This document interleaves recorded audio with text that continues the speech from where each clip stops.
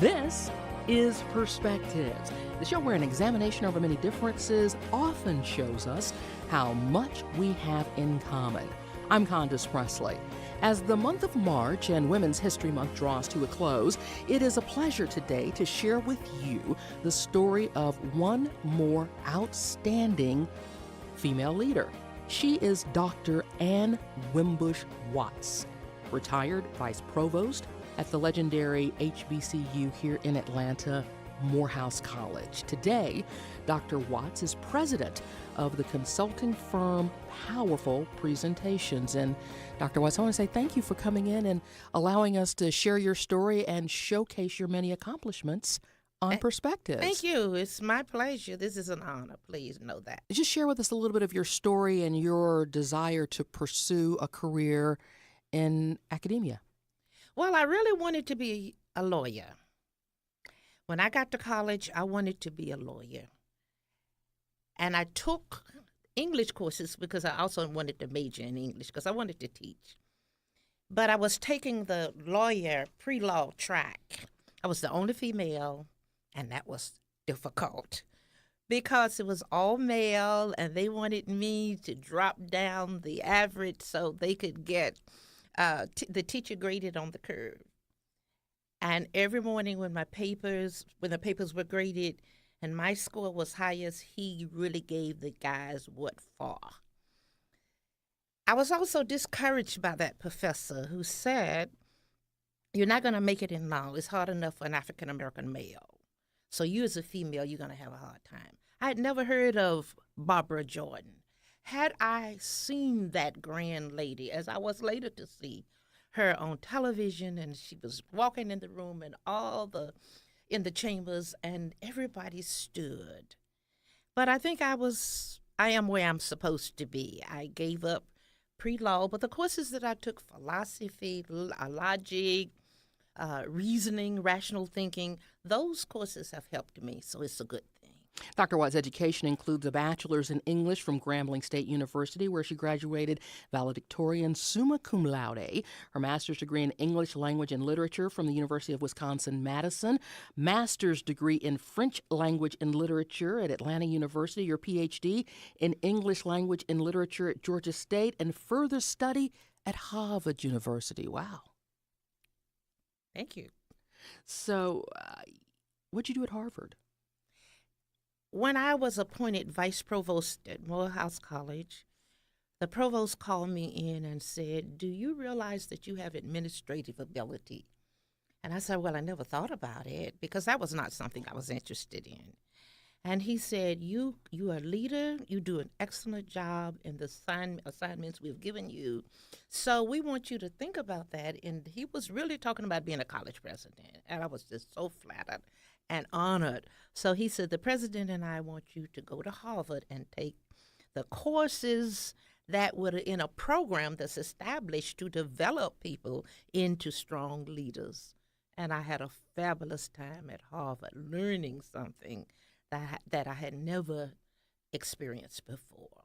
I want to go back to your undergraduate education, Dr. Watts. Did the guys in your classes give you any trouble? Or were they as supportive? Yes, because they felt that I needed to drop down the average so that their B now could be an A, and I wasn't making it difficult. What they said, well, not everybody. Some were very kind to me. But one or two said, "You're not going to ever get a husband." No. And I said, "Well, because you were a smart woman?" Yes. That was supposed to make me drop out of the minor and let them be top in what was going on. But even the professor would spend time telling them how insulting it is to them. They're men. You're not supposed to let a female beat you. And I'm thinking, that we didn't use the term sexism at that time, but I'm saying he's insulting me. But I took it. I shouldered up. I grew up in a home with 3 brothers. Okay, and so where are you in birth order? I am 3, next to the youngest. Next to your youngest brother. So yes. You knew how to handle the young men. Well, my oldest brother used to say, because I was so petite, he said, it's not much to you but your mouth. And if you didn't have a mouth always popping off at us, you would not make it in this family. And he was right. So it seems only logical then that you would end up spending your career as a petite but very strong and well-educated Black woman at an all-male institution. I mean, Morehouse, how did that happen? Well, it's not something I planned, though I'd heard of Morehouse. And I knew it was a great institution. I think Ebony Magazine did a special on Morehouse, and I looked at it and I said, oh, this is a wonderful place. Then we had males in Grambling whose parents sent them to Morehouse, and so that was supposed to be very eminent, and I knew about that.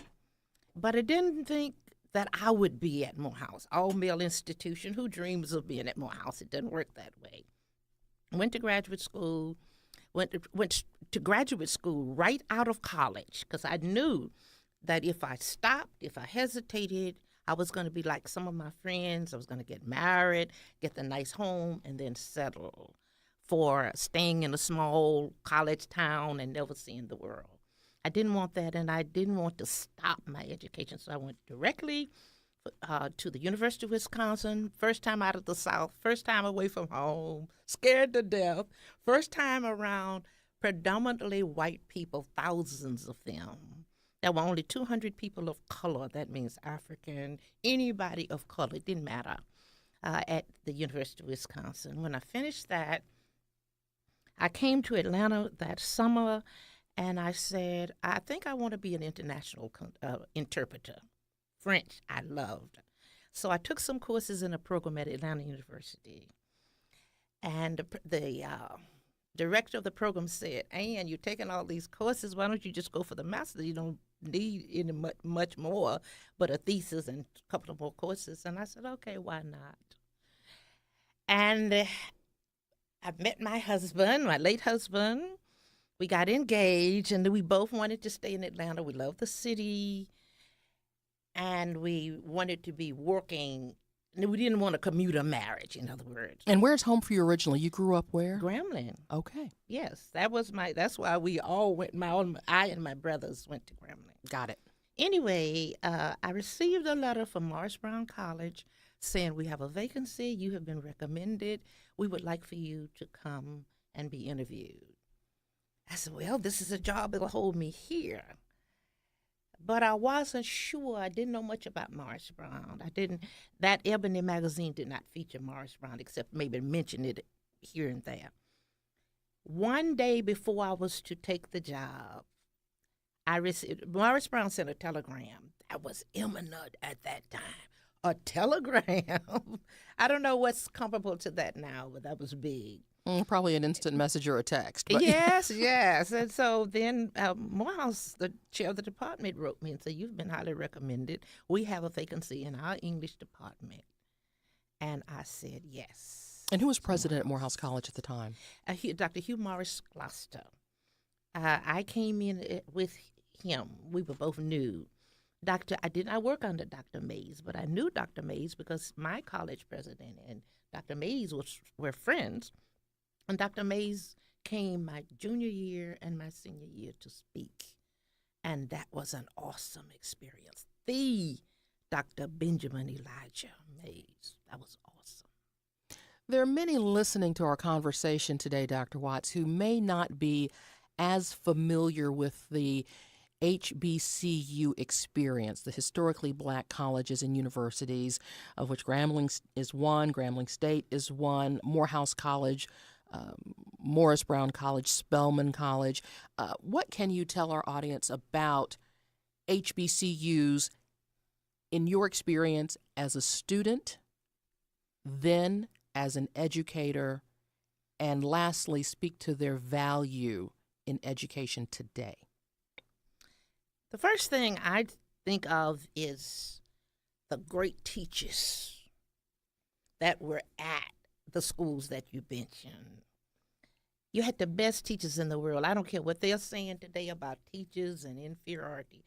I don't know if some of that may be true, but at that time, because these teachers had to go north to be educated, and they went to the best schools north. And then they were committed. That was the slogan. You have to be twice as good as your a Caucasian brother or sister. To earn half as much. That's right. And you will know more. But you have to make sure you prepare your students for that world out there. And they talked about that a lot. So an excellent education, thorough. The next thing is that you have a sense of self, a sense of self-respect, self-confidence. They taught you to speak well. They insisted on that. You had to walk a certain way, dress a certain way, engage a certain way. So hands-on. Then when I went to church on Sunday, my high school principal was principal. He was the superintendent of Sunday school. My first grade teacher was a they called it Sunday school at that time, not Bible study.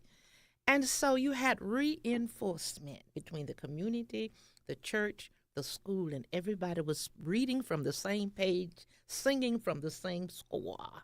And they grew us into confident young men and young ladies. Because in the real world, the struggle is real. Yes, and it was brutal, difficult, and scary. Is that something that you find is missing in our community today? Yes. I think there are so many rules of thou shalt nots, the things that you can't do, the things you can't talk about in schools where you're supposed to learn, even if it's not what somebody else might think is okay. I think we should be exposed to what is being thought and has been thought and said in the world. So there's so many things you can't do. And I think it hurt us as a race, much more so than members of other races and ethnicities.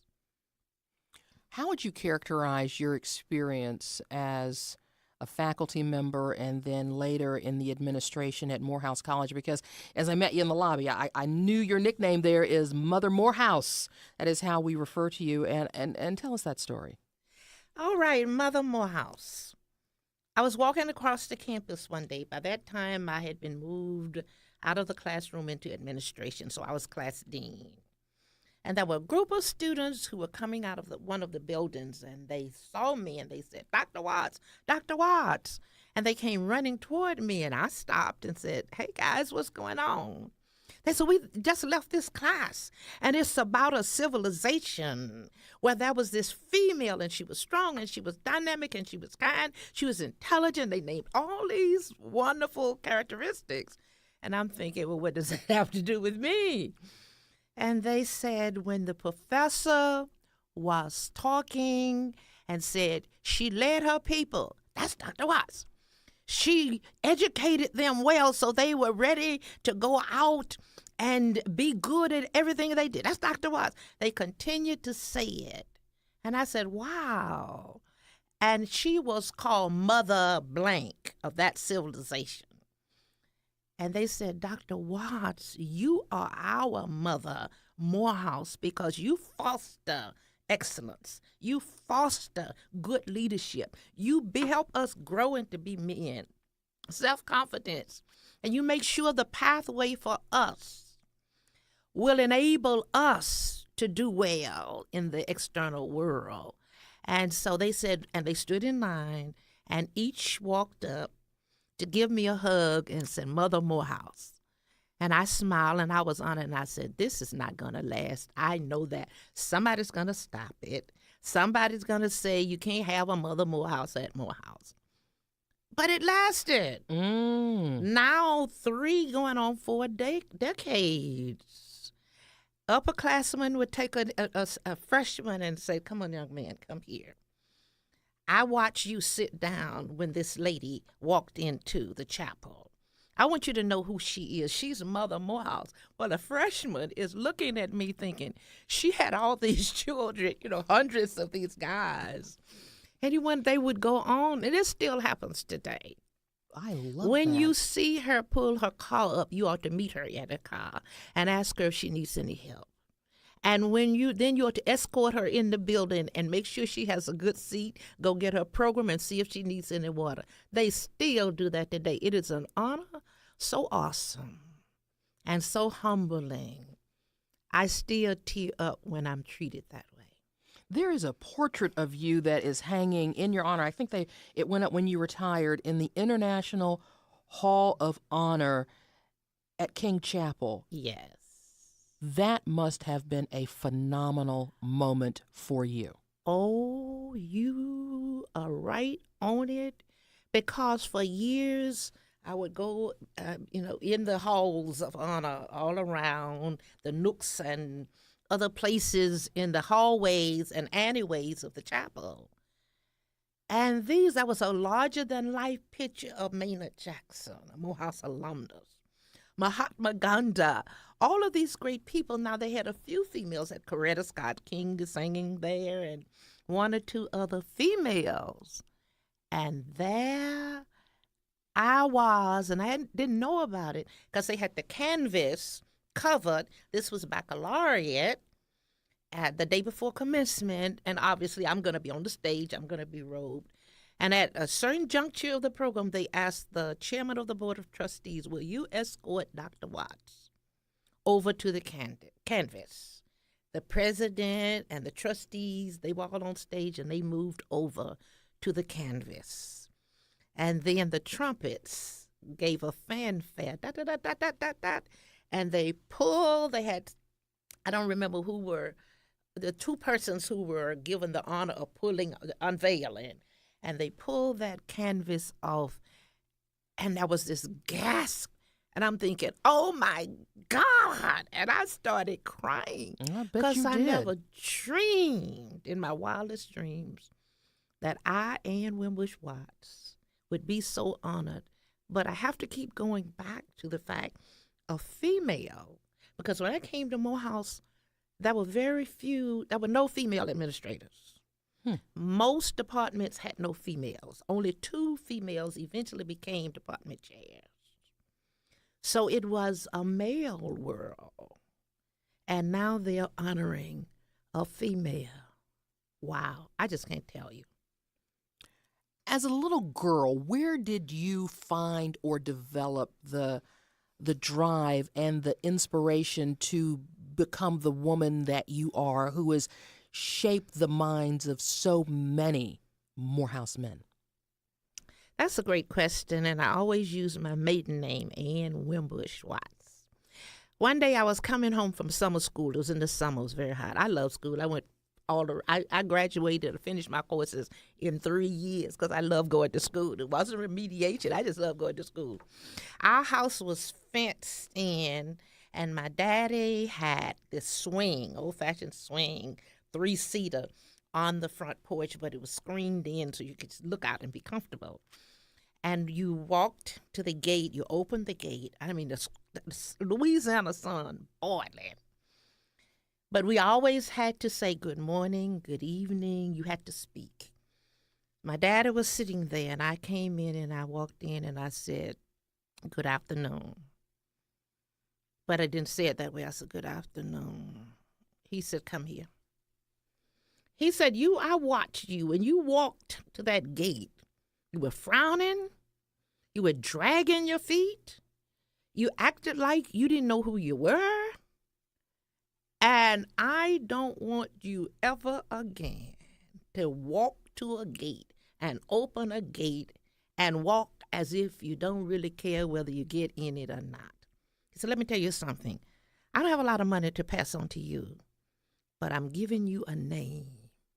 It is filled with honor, trust, integrity, dignity. And see, the measure of that at that time was that you could go downtown and get a loan from the other people, and no questions were asked.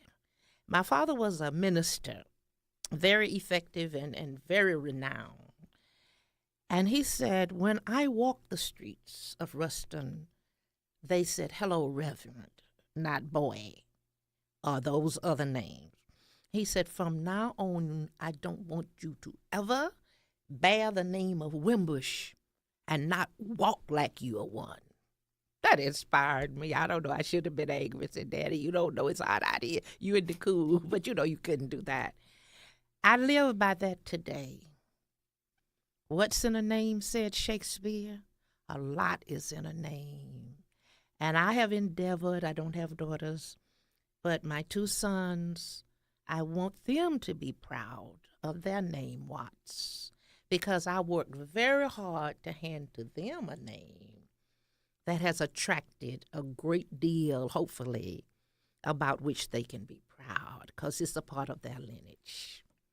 As you reflect on your life, Dr. Watts, of what are you most proud? I am proud that I, as a female, could help so many young men reach their destiny and be the kind of man that God destined them to be. There are people who feel that what can a female do to help develop a male? A lot. Because males are not gender bound, neither are females. Our essences go beyond that. It's a part of that, but it goes beyond that. And so to have students, just hundreds and hundreds. Let me give you one example. At the homecoming this year in the fall, Michael flew in, and we were invited to the brunch at the president's home. And so we attended, and on our way out to go to the game, there was an elected official standing there, and then there was another gentleman that I didn't recognize. And Dr. Watts. And he said, "You may not remember me. I am a medical doctor now. I am doing very well. I prayed to God I would see you today." And I'm thinking, all these thousands of people, you're going to see me? What are the odds for that? And then he burst into tears. He said, "I am doing well today, but I would not be where I am today if it had not been for you." He said, "You don't know what you did for me." And the elected official said, "Man, are you all right?" He said, "I'm okay," but he continued to cry. Wow. That kind of thing happens over and over and over again. And you know what that says about you, don't you? I mean, it just says that you are all that and then some. It says I'm an instrument of God's peace. I was not supposed to be an attorney. I was not supposed to be an international consultant. I was supposed to teach. I was supposed to mentor. I was supposed to grow and develop. We're almost out of time. Okay. As a consultant, you're working with your own company, Powerful Presentations. A little bit about what that is, what you do, and how listeners might be able to contact you. Oratory was a very, very much part of my growing up life, of course, with my father, a minister. Now, there's a difference. Many people don't know this, but I hope I'm not insulting anybody, but oratory and the preaching style are two different things. I don't think you insulted anyone. All right, good. Our voice is a musical instrument. And we can mesmerize, woo, change audiences by using the voice. And for us as a people, quite often, we have not used our voices to the maximum. We have been a bit sloven in terms of developing our language. And when we do, the power that we have to help people, to encourage people, to change people is awesome. So when I made it, so to speak, in my profession, I said I have to armor and empower my people because they are not getting in the medical schools during the interview. They are not getting the job because they're not using their voice. Why did you, John, want to be a medical doctor? Well, I just thought that's something I want to do. That's not going to get you in. You could be the best healer in the world. So I wanted to share that, and I wanted to help people. And now, after the past gala, a Candle in the Dark gala, there were men of Morehouse said to me, I would give anything to be able to speak like that. And that's what I'm supposed to do now. Help people use what they have. They don't have to wear a certain outfit. They don't have to pay for special shoes. They just got to learn how to use what they have. You have certainly found your voice and indeed used it quite well. Dr. Ann Wimbush Watts, Mother Morehouse, thank you for joining us today. I am so honored. Thank you. Perspectives is a half hour we produce with you in mind. If there's something you think we ought to be talking about, let me hear from you. Tweet me. My handle is Condo29 on Twitter, or leave a message on our Facebook page. We do appreciate your listening and hope you'll be back next week at this same time as we examine another